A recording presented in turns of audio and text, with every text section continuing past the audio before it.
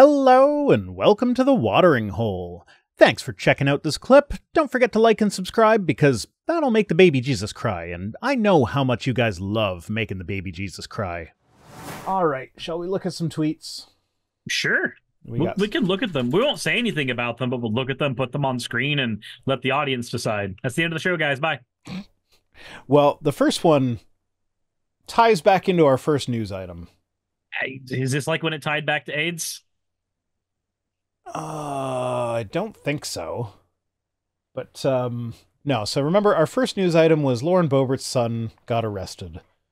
And he's been doing crimes. And everyone in the Boebert family has a mugshot.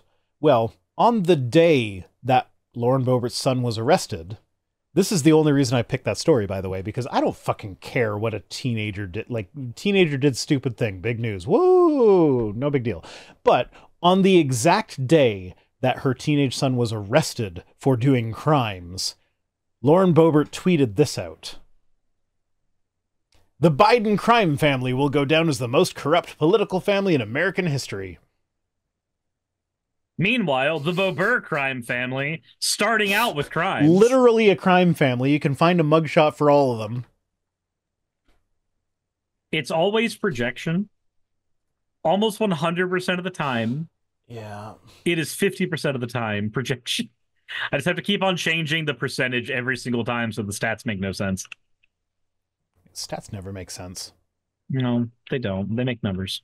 Yeah. So I think this is the first time in Tweet's history where I've chosen a news item specifically to make a tweet more funny.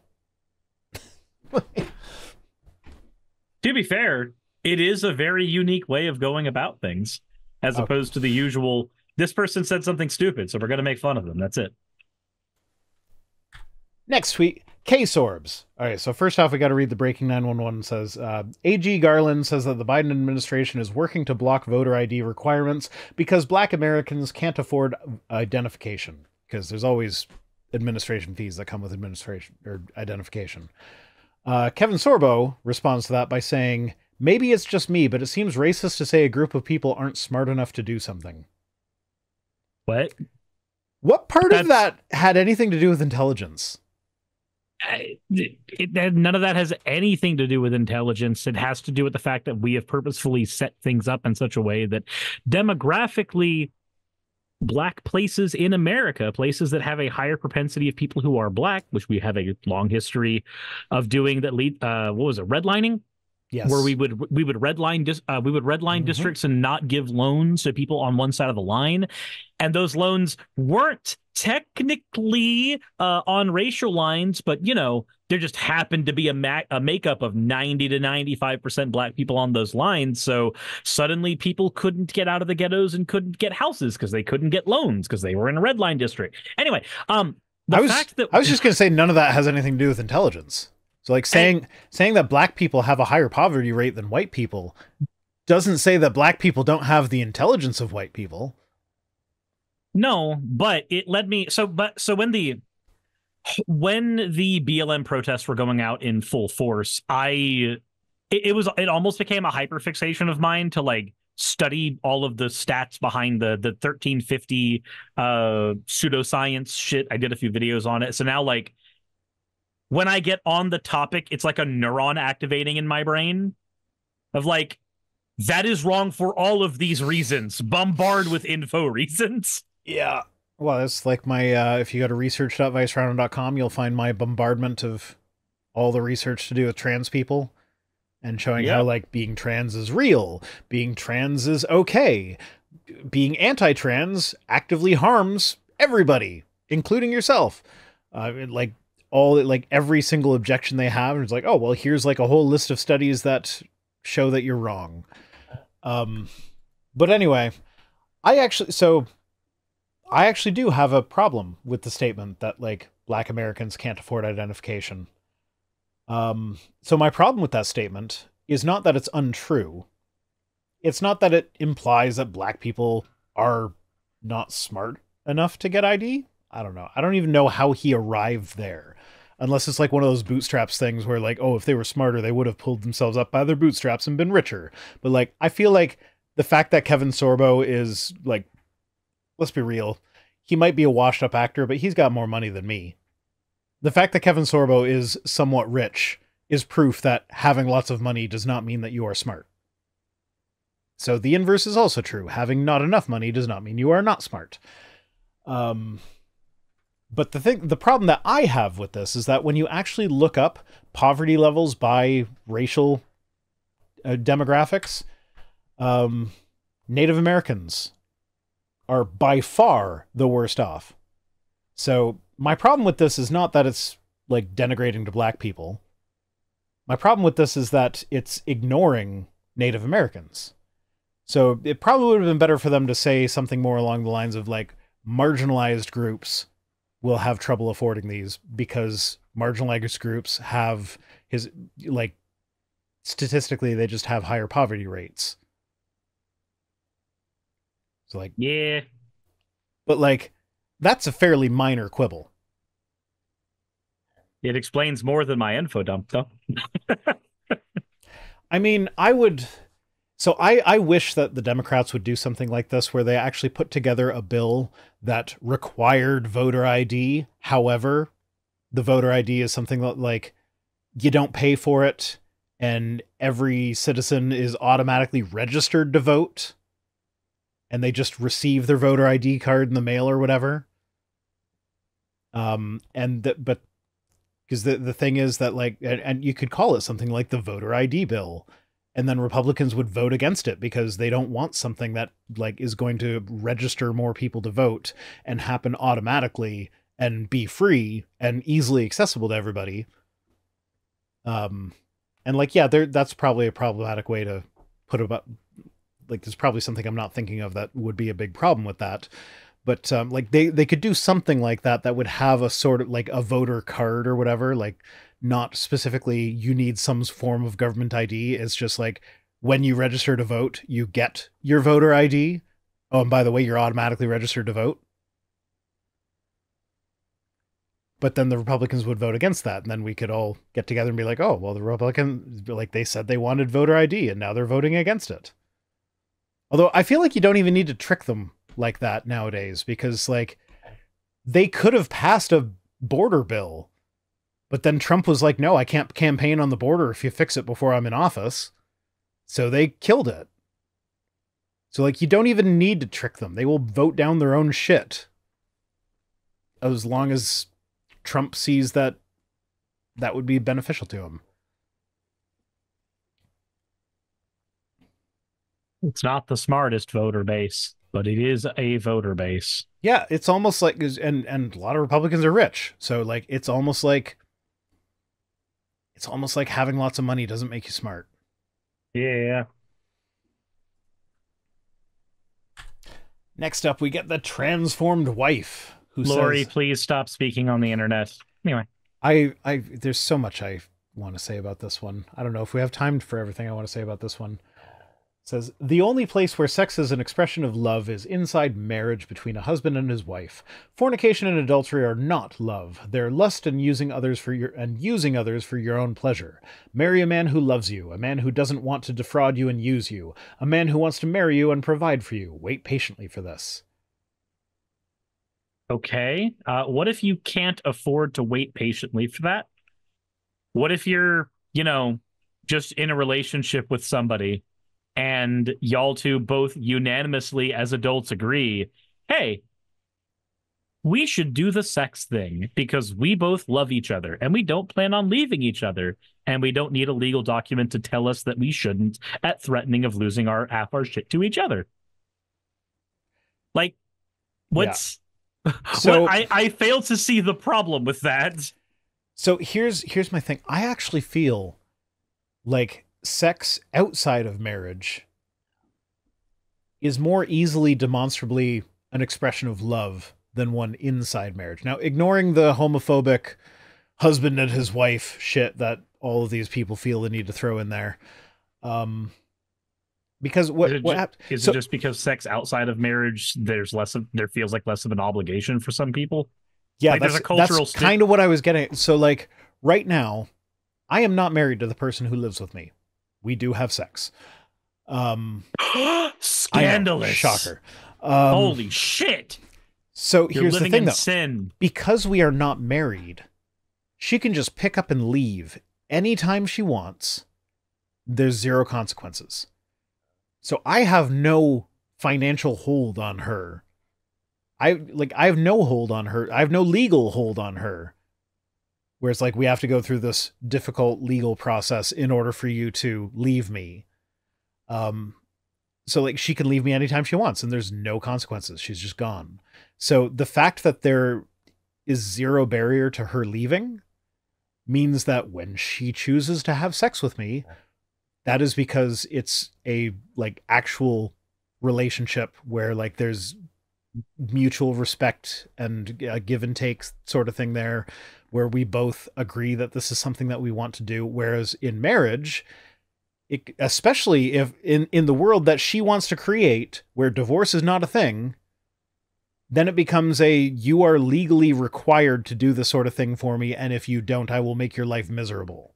This is where we get the weird concept of, like there being no such thing as marital rape. Yeah. A weird happenstance that happened to me in regards to that. So there was a friend of mine who went into the military. We met playing League of Legends, and that's almost all of our interactions had been online. They got married at some point because when you're in the military, it's very hard to keep your partner with you unless you're married. That's just normally a requirement there. And we hadn't talked in years until they got back from active duty. When they got back from active duty years later and we were talking, somehow a friend of mine who I had to help with something in regards to their husband assaulting them happened. And I was, mentioning that to them and the, usual catch up of, hey, what have you been doing? Oh, well, I've been dealing with this recently, helping a friend through something.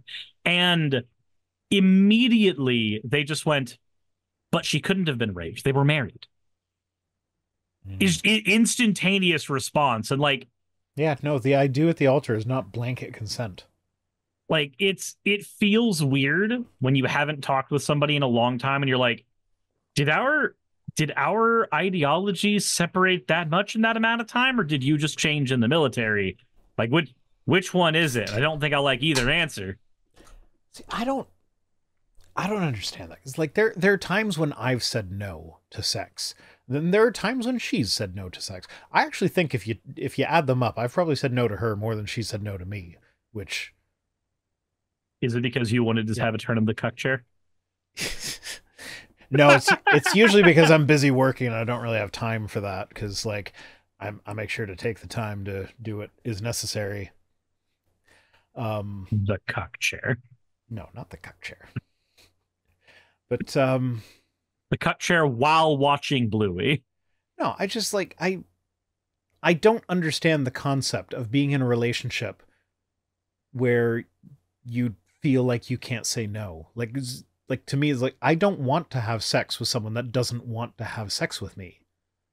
So like if you're not, defeats the purpose. Yeah, if you're not into it right now, just tell me and I will stop. And that has happened sometimes.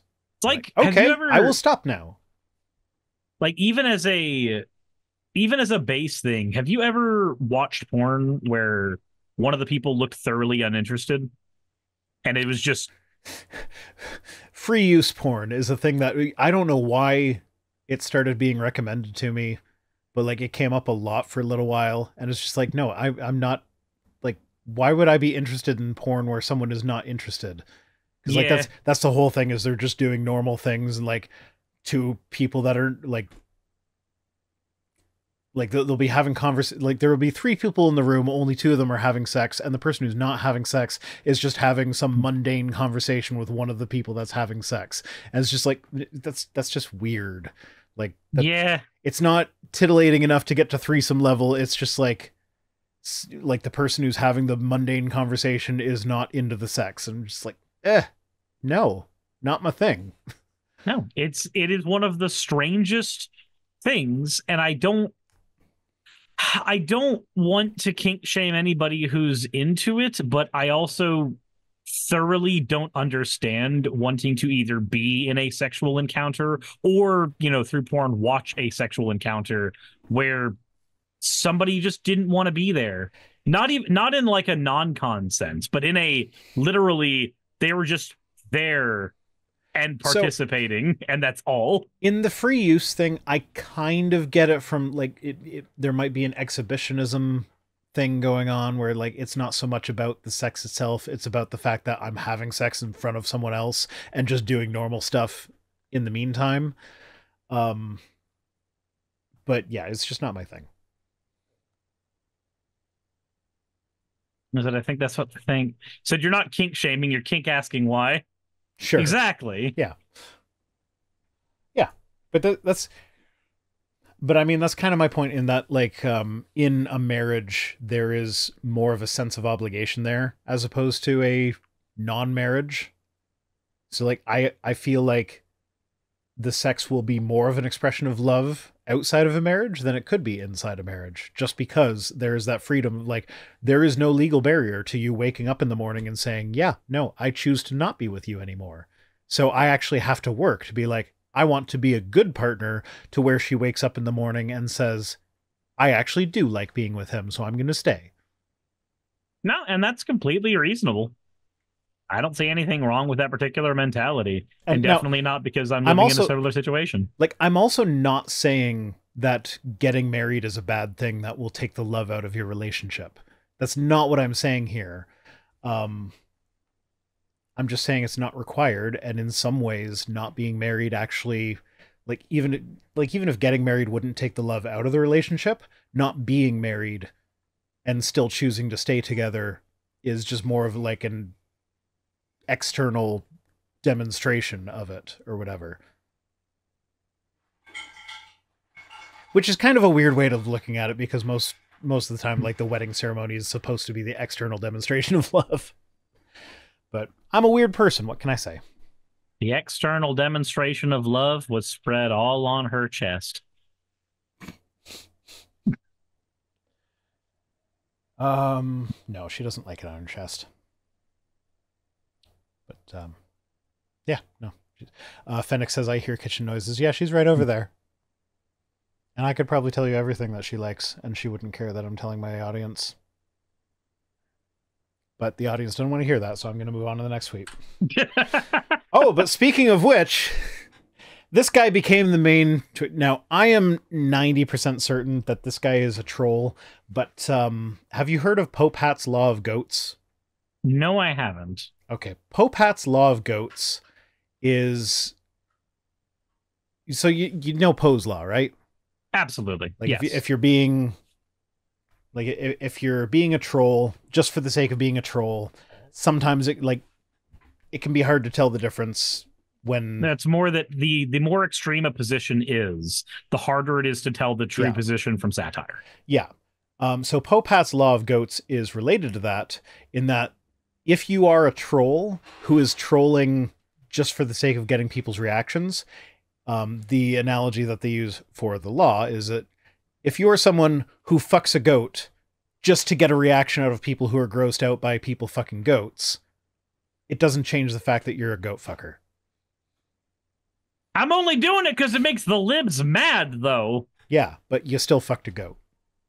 But the libs are mad. Yeah, so that I think that this guy falls under that. Like, he might just be doing this to get the reaction, but he's still telling on himself quite a bit. So I flew the Nazi flag so I could troll, bro.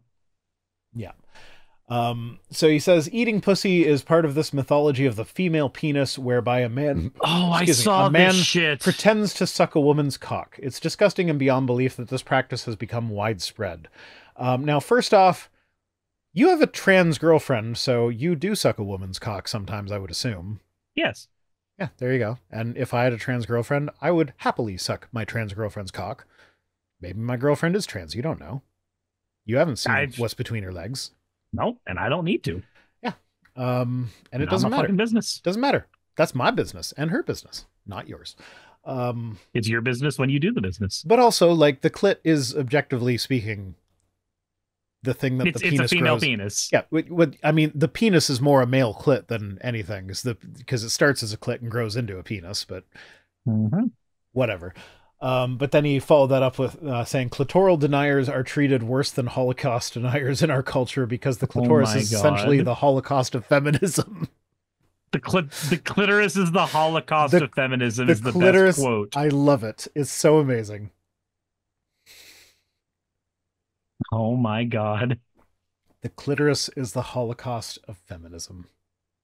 I don't even know what to say to that. That's just amazing. But like this is what I mean. Like, he's advertising that he doesn't know how to please a woman. Maybe he's just playing a character for the reactions, but like he's still advertising that he doesn't know how to please a woman. Like, you're still telling on yourself no matter what. I don't understand. Like, I have spoken to enough women to know that men really do sometimes have a hard time finding the clitoris, and sometimes might be an underestimate there. It's not fucking hard. It's right fucking there. You just have to care a little bit about the other person's enjoyment. And there it is. Because there's so many men who think that the way to make your partner happy in bed is to learn how to thrust better. Because that is what they've been taught by the other, largely men, who they spend time with. There is something to be said for getting the right angle. But like, yes, that's a discussion to have with the person that you are penetrating, not with the man telling you to thrust better. Like, I don't want to do a whole segment on my stream that is just sex ed with Cirrus, but there are some times where I feel like it's fucking necessary for some of these people. So if I do a Google image search for clitoris diagram, do you think we'll get pulled off of the interwebs? I think we probably will. Does Twitch allow diagrams? I know YouTube does. I think we should not. I don't know. You want to shut down your stream? I'm about to do it. Oh my God. Okay, I'm not doing the actual search live because I just turned off the Zoom. They can't see anything now.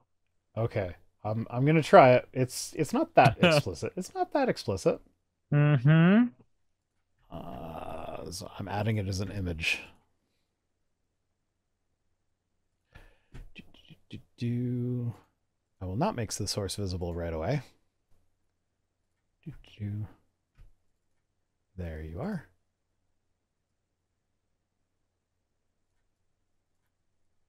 Okay. Okay. This is for my penis havers in the audience who don't have experience finding the pleasure spot. It's that big blue dot at the top. This one's probably fine. Yeah, that's... It's an Easter egg, Twitch bots.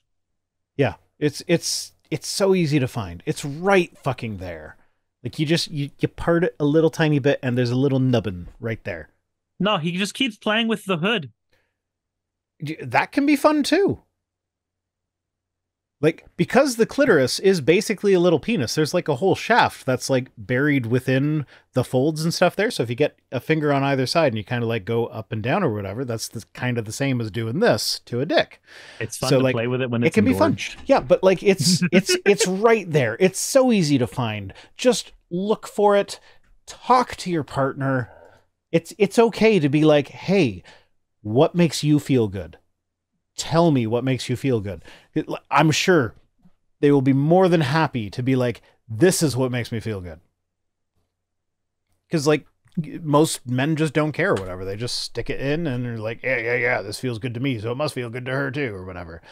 I don't know. It's not hard. It's right there. Alt says when it's engorged, it's bigger than me, though. Sounds like a skill issue.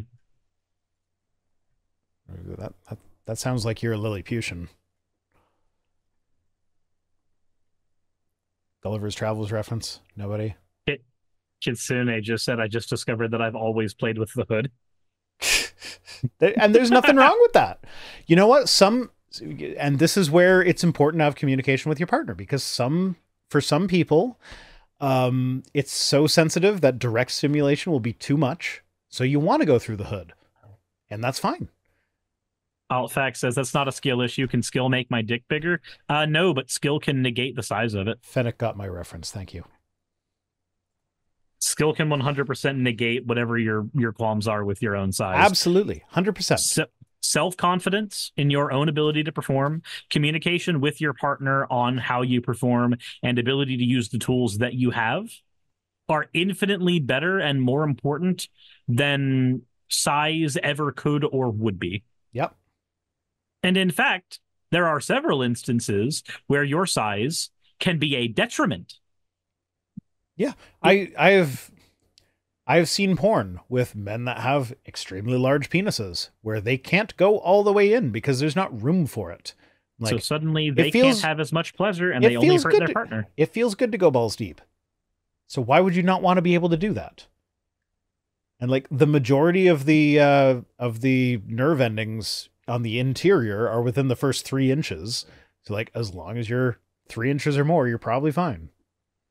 Or as long as you're willing to use your fingers first. Yeah, and even if you're less than that, there's other things you could do that are still probably fine. Whatever. Anyway, this has been Sex Ed with Rhino and Surus. So that's not a skill issue, that's a psychological issue. Actually, I think you'll find that even most therapists will tell you most psychological issues that are not based purely on mental illness are a thing that can be overcome, making them skill issues. No, I'm not going to go there. Capturing Christianity says, to prove that people on the internet will argue about literally anything, here's a picture of a metaphysical necessary truth. Everything that begins to exist has a cause. All right. First off, like, yes, this was engagement bait, and people did try to argue with him. Everything Cameron does is engagement bait. He argued back with the people, though. Like, he's engagement baiting and being like, oh, this is proof that you'll argue about anything. And then he argued about it.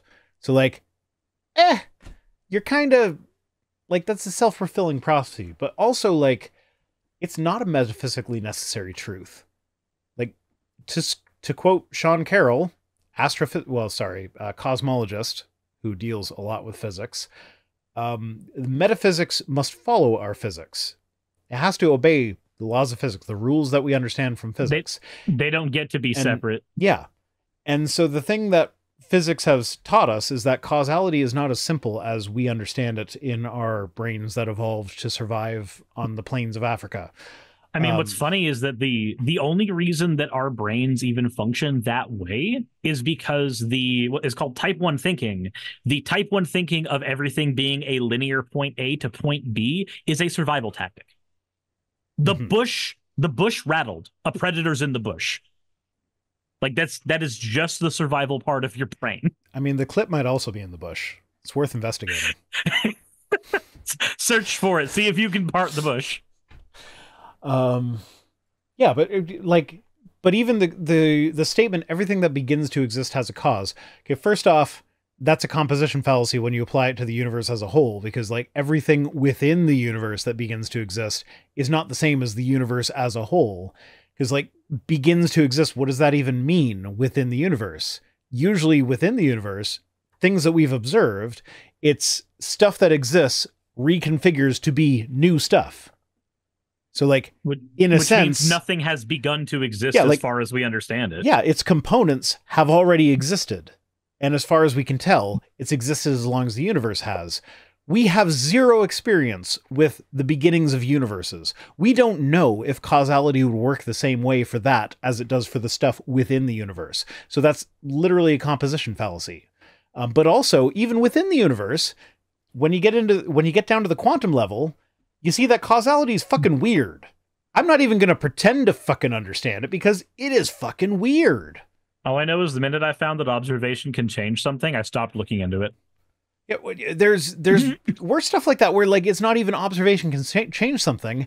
It's that a cause can come after the effect. There are things in the future that can cause things in the past. Like when you look at the quantum level, that is just a thing that happens sometimes. Because quantum mechanics is fucking wild. And so like causality does not work the way apologists need it to work in order for this argument to work. So like he's he's just wrong. And then he's posting his wrongness and being like, oh, when you point out that I'm wrong, you're just proving that people will argue about anything because clearly I'm right. And like, this is, he calls himself the intellectual side of Christianity. Like, fuck off with that nonsense. Yeah. Oh, Ramdaput says Vice didn't react to a joke, drink or something. So that's become a thing on our channel now, is when you say something and I just don't respond. Yep. I'm sorry. I'm not. It's funny. I'm sure I'll notice when I'm editing. Maybe.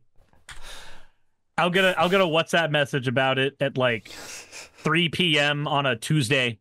Hey, by the way, I was doing this and...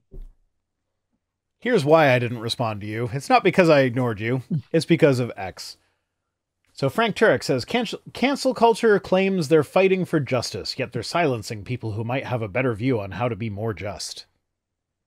Well, most of the time when Frank Turek talks about being more just, it's like not in favor of fucking gay people or some shit. Yeah, when he says more just, it's how can we exclude LGBTQ people from participating in society? That's not more just. He'll say, by whose standard? By not your God's. Because your God's standard fucking sucks. I have to pee. I'll be right back. Welcome to pee. Said, yeah, blame X. It may not be X's fault, but X deserves it. I wasn't talking about an X or your X or anybody's X this time, I think. Oh, I just realized that my scalar's screwed. Oh, wow, that dumpling in the back is so adorable. The dumpling is adorable, hidden by Vice's head. Can you imagine having to look at Vice's head instead of that dumpling? God, we should actually make Vice Rhino use that VTubing software that lets you change your face and only your face and just make it that dumpling.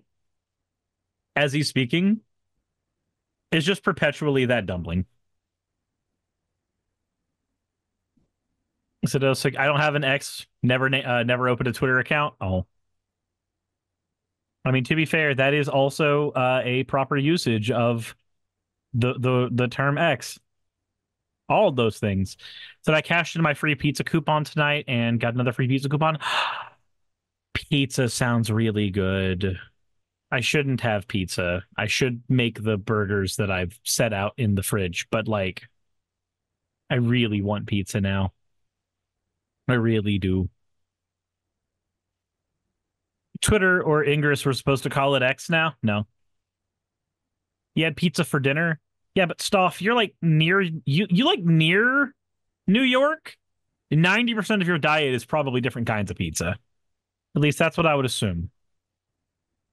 Based solely on location. Pizza. Weird question. Are trans femme furries more often hyenas? I don't think so. I've seen a lot of cat girls and a lot of like wolf girls. Not generally specifically furries, or not generally specifically hyenas. Bernice has pizza all the time. You can't have pizza all the time. Your gallbladder was removed. Ooh, my partner's kids will not like you saying they can't have pizza all the time. Well, your gallbladder wasn't removed, and you can have pizza as much as you want. No, I can't. I would like to not get fat. I mean, I suppose if you limit how many pieces you have, but I don't do that, so... I mean, the whole reason that I have hummus as a snack right now is so that I don't snack on, like, potato chips. I don't know if the hummus is better than the potato chips. No, it's not. Potato chips are objectively better than hummus because they're potato chips. Oh, okay. You're using a different form of the word better right now. No, I'm talking also about using better for an health incorrect reasons. definition of the word objective. Yeah, anyway, so Frank Turek says cancel culture claims they're fighting for justice, yet they're silencing people who might have a better view of how to be more just. I just responded to a video of him not too long ago where he complained about being fired for being anti-LGBTQ, when in reality he was just not rehired to give like motivational speeches when someone who he was giving the speech to was like, hey, I found out this guy wrote a book all about how gay people are bad, and I'm gay, so it makes me feel bad, so maybe don't have him do the speeches anymore. It seems reasonable. Yeah. And also, like, have a better view on how to be more just. Like, what the fuck does that even mean? So you and I both know what it means. Yeah, I know. I know. A just world where all the gay people are burning in hell. Yeah. That's what it really means. Yeah. That's not actually justice, though. God's justice is not justice. No, like, not really. That's the thing. They say he's got perfect mercy and perfect justice. Because if you and they always, when they use the courtroom analogy, they always use like let's say like, oh, the judge has you up at the docket or whatever, and you know, this person comes by and agrees to pay your fine because you got a speeding ticket and he's going to pay your fine. And isn't that so nice or whatever? It's like, okay, well, first off, that's not perfect justice, because perfect justice requires that the person who committed the offense pays the penalty for it, not someone else. So that's a suspension of justice, not perfect. Because mercy, by definition, is a suspension of justice. It's saying, from the perspective of justice, this is what should happen, but I'm going to be lenient with you because I'm having mercy. It's like mercy is literally the suspension of justice. So you cannot be perfectly perfectly merciful and perfectly just. But then on top of that, they always use a monetary fine punishment or whatever. Like, they never go with something like murder. That's because the wages of sin are death, don't you know? Yeah, okay, so let's make it equivalent. Let's make it a death penalty case. Let's make it a capital murder. Like, I have murdered someone by planning it out in advance. Like, I had a very detailed plan, worked it out, was very meticulous in carrying it out, and murdered someone. I'm in a death penalty state. They're seeking the death penalty because I'm so cold and calculated and callous. But then the judge's son gets up, you know, on the stand and says, hey, this guy's my friend. Let him go free, and I'll let you punish me for a weekend. Well, just not the whole weekend, like the most of the weekend, but like I still get most of Sunday and like a good chunk of Friday. It's just most of the weekend. Is that justice? Abso-fucking-lutely not. But that's Christianity. Like, according to them, Jeffrey Dahmer is in heaven enjoying eternal paradise, while some of Jeffrey Dahmer's murder victims and rape victims are burning in hell forever for dying in their sins. That's not justice. I don't know what's going on in my chat, but somebody just quoted this song is just 6 words long. I like that song. I don't know either. You don't know that song? No, I don't actually. It's a parody of the I got my mind set on you. I got my mind set on. But because that song is so repetitive, you just turned it into the song is just 6 words long.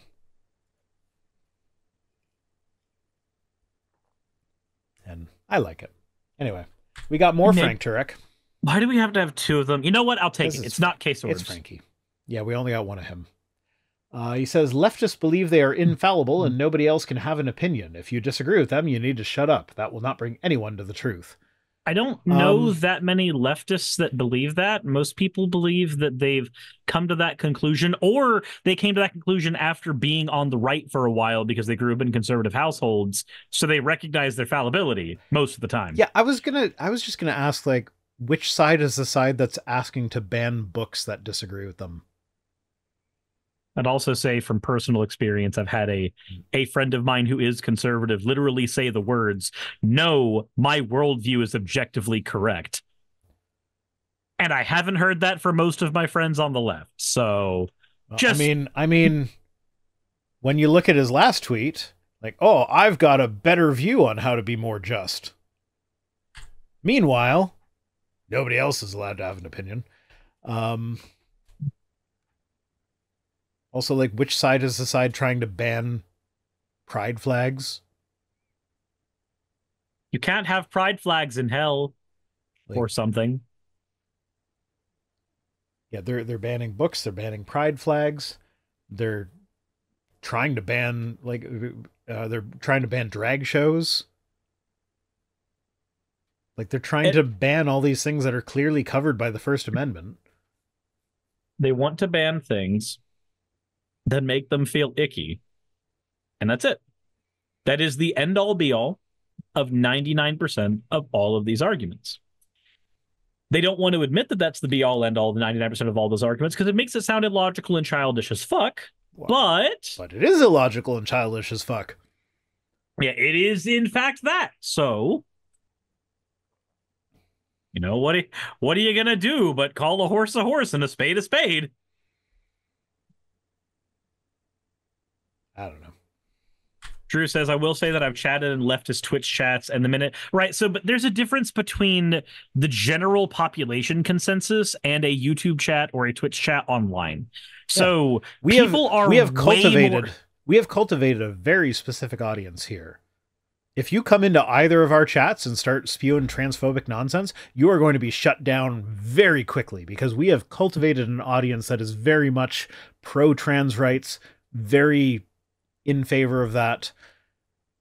But that's not, it is unfortunately not representative of the general population. Although the general population is also not the anti-trans bigots that the right wing would have you believe either. Where they're the silent majority or whatever the fuck. Yeah. Like I know that in, so from personal experience, no matter which streamer chat you go in, for the most part, the opinion of whomever that streamer is going to be what a lot of the viewers hold because that's the audiences we tend to circle around in as human beings. We tend to flock to flock. Yeah. And because of that, when you say something in an engaged space, you're lighting a fire no matter what you're saying if it is outside of the opinion of that engaged space. If I say something pro-trans over on Nick Fuentes' channel, there's probably going to be at least 1,500 instances of the F slur thrown at me very, very quickly. Yep. And so that is a consistent thing you'll find in online community spaces no matter what. But when I go out into the wild and talk with people, which I've made several videos on my channel that are literally just titled, "Go outside, please, I beg of you." When I go outside and talk with people, typically most of the arrogance stems from one of two types of people. The people who either spend so much time online that it doesn't matter what their political ideology is, their personality is arguing with people. That's what they do in their spare time. Yeah. Or it's been a lot of people on the right who believe that we're burrowing tunnels under Jewish citadels to try to do something, getting kids trafficked down there or something like that. Typically, like those are the people I find that tend to be arrogant because they will never back up the things they say with any actual evidence, but they will very proudly say it over and over again. And having argued with those people in real life, their typical tactic when you show that they are wrong on something is to move the goalposts on you as opposed to admit, oh, I guess I was wrong on the one thing. I'm sorry about that. Thank you for the correction. That doesn't tend to happen. It tends to be, well, what about this thing? And it moves further and further down. And I wish that wasn't my general experience with these kinds of people. But it has been my general experience going out into the wild and talking with them in Atlanta and the other cities that I frequent that I don't want to name for risk of doxing. Yeah. Oh, I didn't mean to do that. Sorry. My chat window froze for a sec. Chat window like a deer in the headlights. Yeah, no, I tried to. Oh yeah. So Drew Harrison said I often get called a pedo on Quora just because I support trans people. Yeah, I have been called a pedophile so many times on Twitter just for for pointing out the fact that allowing kids to have access to educational resources that explain what grooming is objectively reduces their risk of falling prey to actual groomers. Like, having educated kids protects kids. I point that out, and the response is, oh, you're a pedophile who wants to groom kids. Like, no, I'm trying to protect them by having them educated. And it's sad. And do you think that people will ever stop falling for what about the children arguments? No. I don't know, because like that's the thing. Like, protecting children is a very, very strong evolutionary driving force. Like, we got to protect the kids. But the problem is that, like, what is seen as protecting kids is subject to manipulation. And so, like, you get the anti-abortion crowd. They legitimately think that being anti-abortion will protect the kids, even though objectively that is not the case.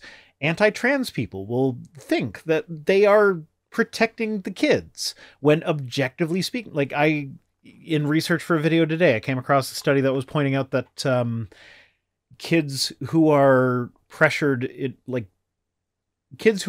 into exhibiting a certain gender expression before the age of 10 are significantly more likely to attempt suicide at some time in their life than anyone who's waited till after 10 before they experience that sort of pressure.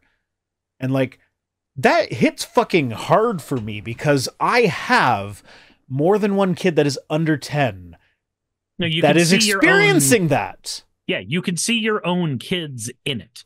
And yeah, it's like the reason that it's harder for me to read news articles about what's going on in terms of like what Republicans are doing to the trans community over and over and over again, or like when Breonna J was murdered, why it was hard for me to cover that story more than once when the trial happened. And I didn't even go through the conclusion of the trial because I was like, no, this is too much. Because when I'm reading that kind of stuff, I can't not see Psaki in it now. Yeah, so Donald's saying my granddaughter came out as trans at age 6. I think I'm okay to say this. Our youngest might be trans. She's 4.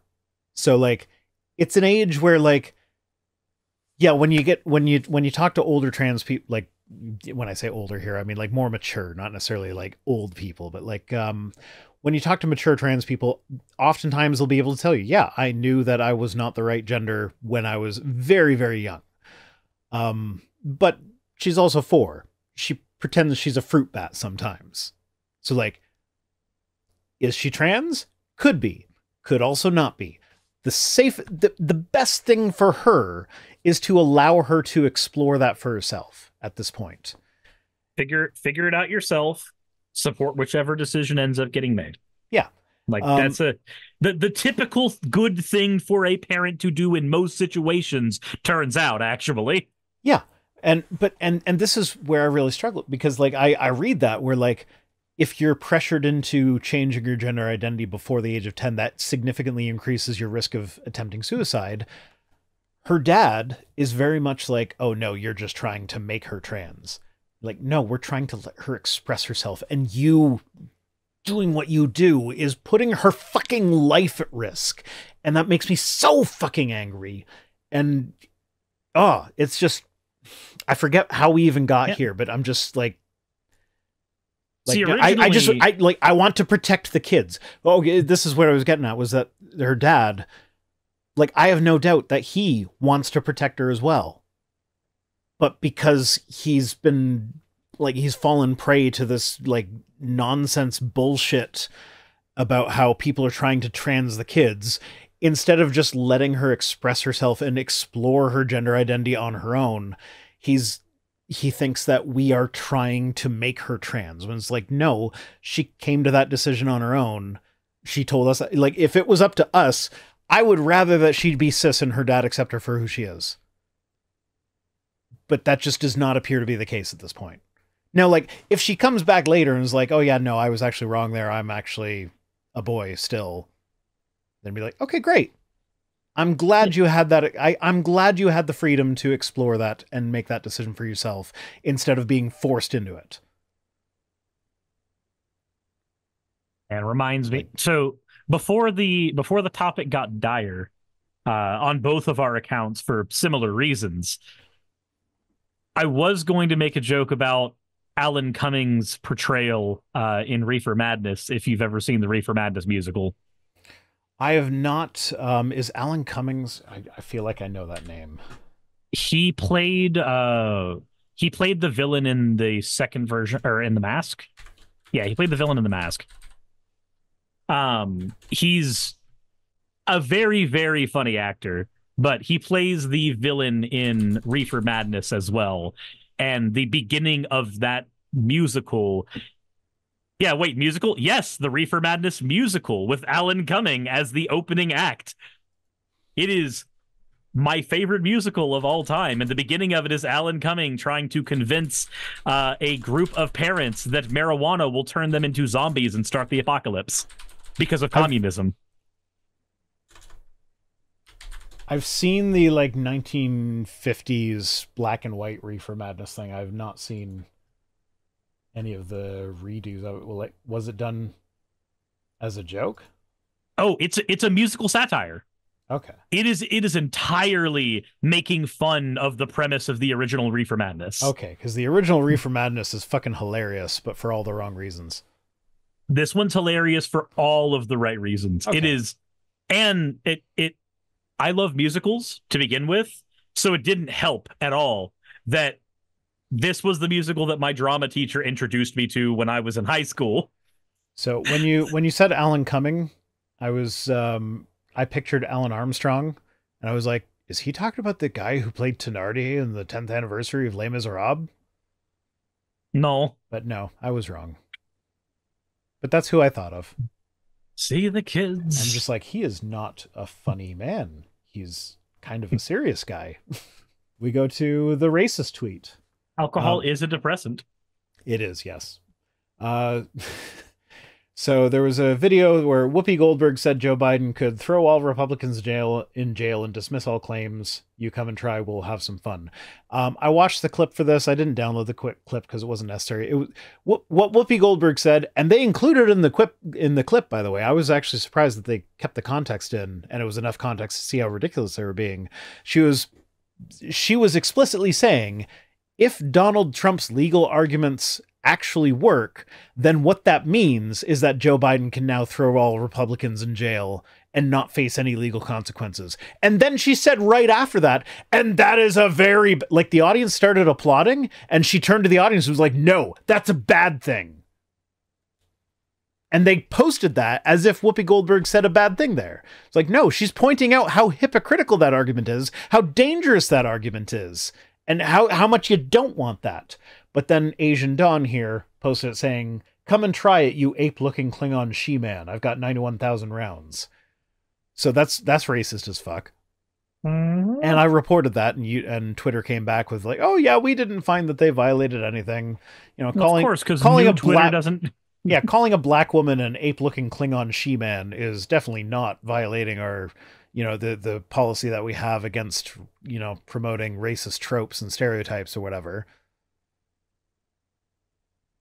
Yeah, it's and oh yeah, and also threatening to kill her. Basically, like, I've got 91,000 rounds. That's not very subtle. No, but yeah, Twitter explicitly told me that they found no problem with this.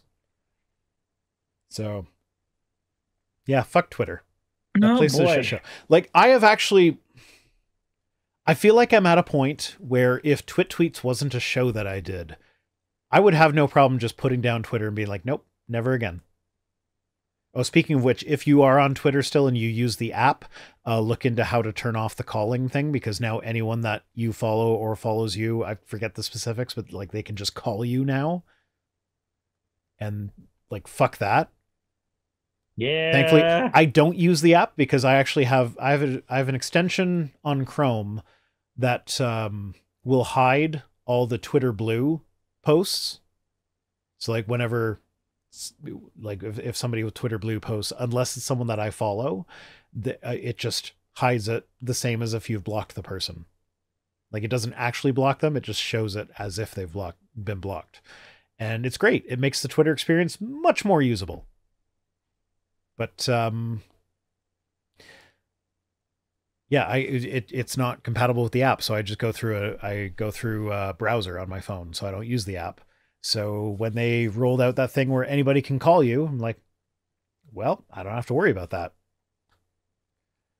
Yeah, because they can't really do that if you're just on the app. Yeah, so don't use the app. Definitely don't use the app. Probably just don't use Twitter. Like, I understand that there are some communities that are on Twitter where it's hard to get them to go elsewhere or all agree to go somewhere elsewhere. I get that. I understand there are still reasons to use Twitter, but like, definitely don't use the app. Like, I actually have two different browsers on my phone installed so that like one is the browser that I use for Twitter and the other one is my browser for browsing. So like there is a way to do it as if Twitter is still the app. So like for the convenience factor, you don't need the app. And like it's just I don't trust Twitter as a company with installing anything on my phone.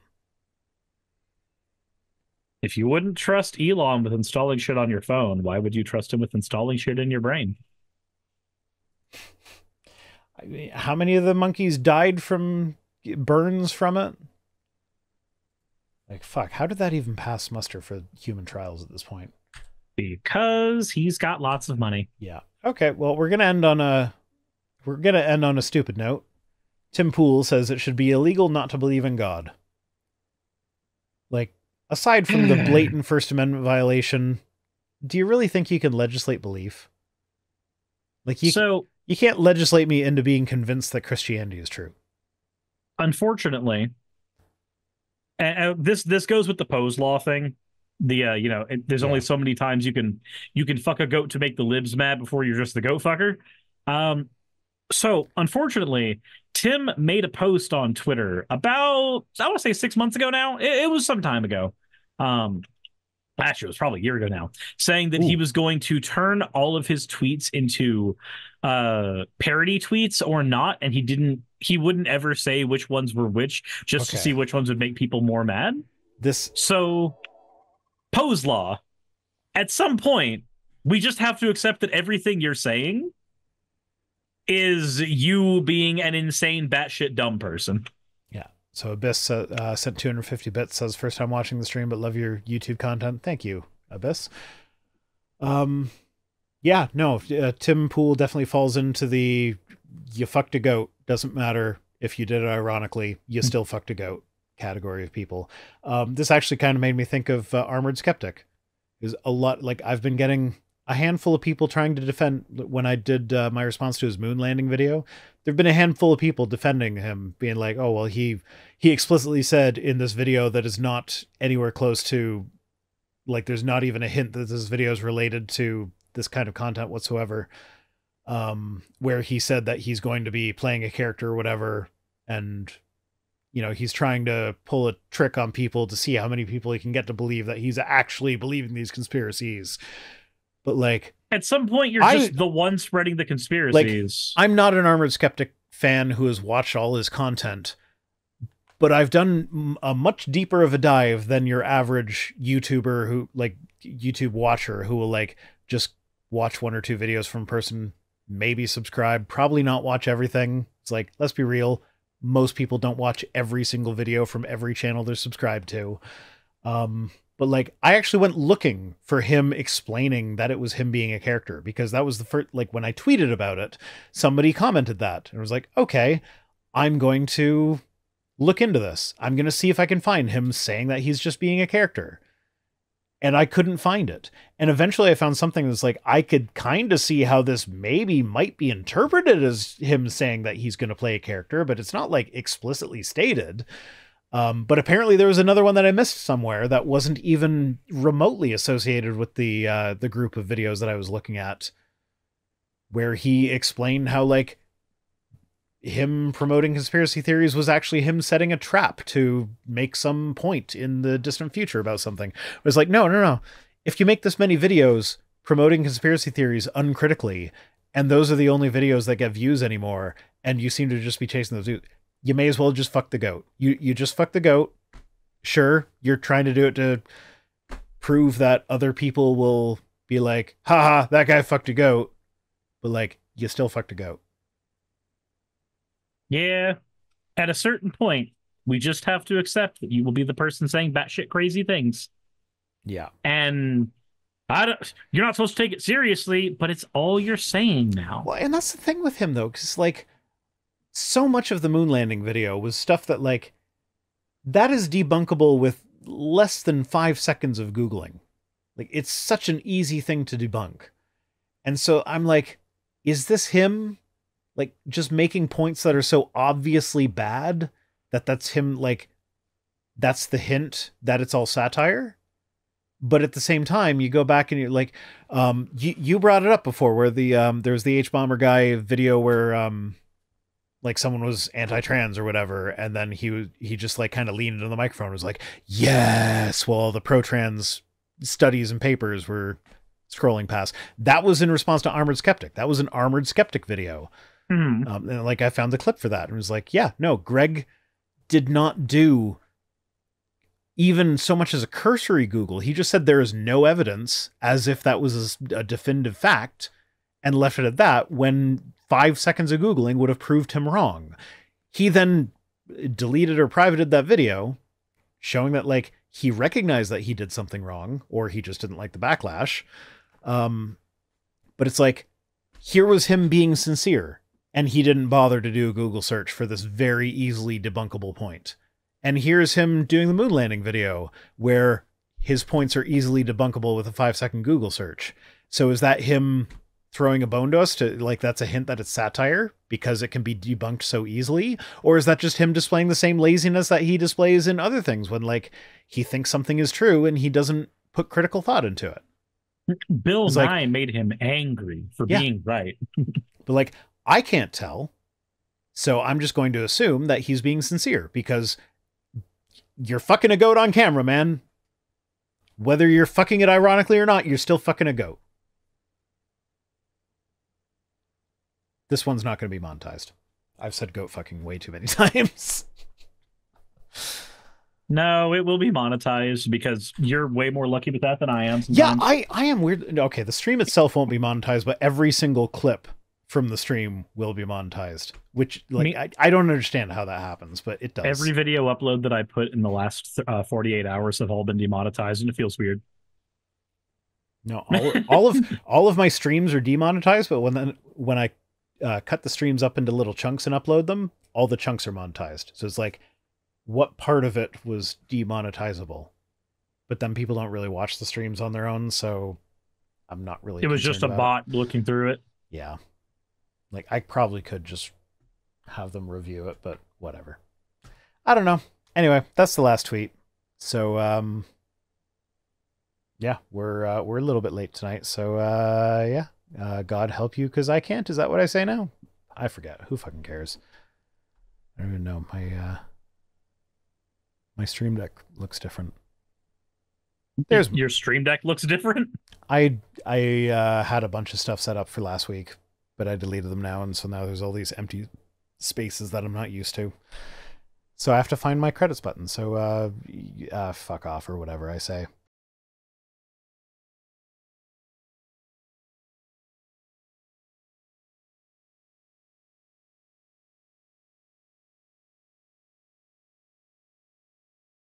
Welcome to P.